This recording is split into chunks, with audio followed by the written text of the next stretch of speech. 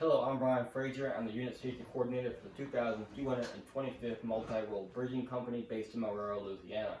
This is going to be an accident overview as well as a response plan and progress report for the changes that are going to be implemented following this accident.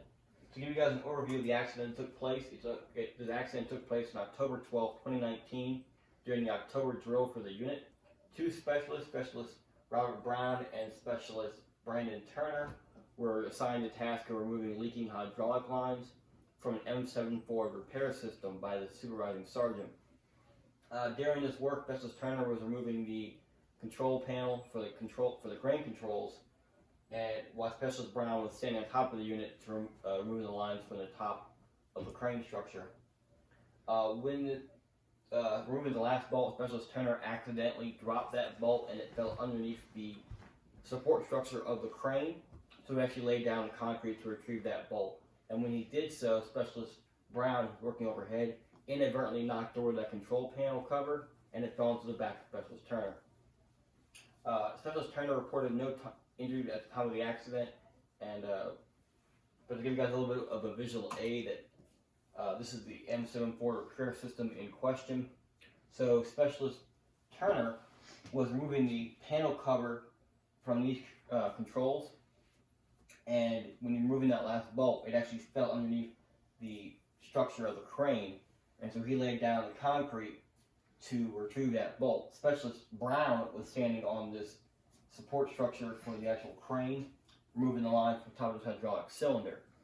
When he was doing so, he tried to get a better footing to remove that line, and he accidentally knocked over the unsecured control panel cover, and it fell in the back of Specialist Turner, who was laying on the ground. After this took place, we did an accident review to see what changes that could be implemented, and we found a couple things that we could have done better to prevent this accident from taking place. One of those things was Specialist Turner was found to actually not even been a member of the unit. He was actually a visiting soldier from a different state who was reviewing different units to see where he wanted to transfer to, and he actually held no training qualification and had no experience in any type of this work that was being performed. It also found that the unit actually had no fall protection plan in place. So because of those two things, we're going to be doing a couple changes to the for the unit to help prevent these accidents from taking place in the future. One of those changes being made is we're going to train personnel in Army Regulation 385-10, which is the Army Safety Program. And this is stating that supervisors will ensure that every soldier that they're assigning tasks actually have the proper qualifications, training, experience, etc. before assigning them that task. Another thing we're going to do is we're going to train personnel in OSHA standard number 1910.28 subsection C line 3, which is the OSHA's walking and working standards, and that requires employers that protect their employees from falling objects by barricading the areas into which objects could fall and keeping objects far enough from a ledge to prevent them from falling. We're also going to be establishing a fall protection plan. This is mandated by OSHA standard 1910-28, and that is currently being established by company personnel. We're also going to do continued training. So to prevent, due to the nature of the Army, people come in and out of the unit regularly, and also because of the nature of the National Guard, people only are doing this work once a month, 2 weeks in the summer at most. So they tend to forget the smaller things because they're not dealing with them all the time. So we're going to add to the annual refresher training for all unit policies for fall protection, as well as we're going to check during the yearly individual records check. We're going to make sure that every soldier has the proper training and qualifications in their record every year. We're also going to make sure that we're going to add to the in-processing checklist for new personnel a review of all company policies.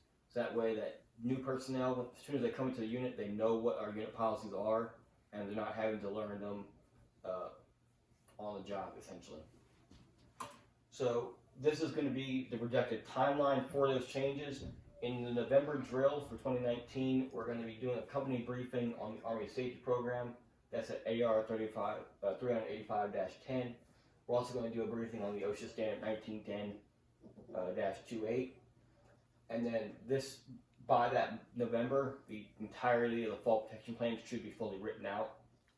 And then in December of 2019, we're going to do a company briefing on the fall protection plan being implemented to the unit, as well as all the order equipment for that protection plan, such as barricades, signage, etc., should be on site by that time as well. So by January 1st, 2020, the fall protection plan is implemented in the unit and has become enforceable at that time.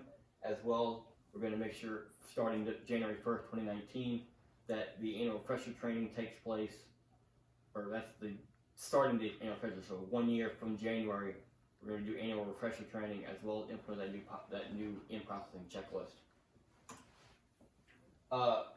This is going to be what's going to be given out to companies. This is going to be released pretty soon to you guys, so I need you to guys release this to all your soldiers in your unit. And basically this is saying that all supervisors will ensure personnel has proper training, qualification, licensure, and are experienced before signing into the required task. And supervisors should check with the S1 shop to see what their soldiers hold in those terms. Starting January 1st, 2020, all company personnel must comply with the new fall protection plan, and that written protection plan will actually be in the Readiness NCO's office. And you guys, Readiness NCO is Sergeant First Class Eric Smith. That's his phone number and email. If you guys have any questions about the fall protection plan or any new policy being implemented, that's your first line of contact for that. So that is everything that took place, and that's going to be the responses that the unit is taking. Like I said, if you have any questions, please direct them to Specialist Sergeant Smith. Thank you.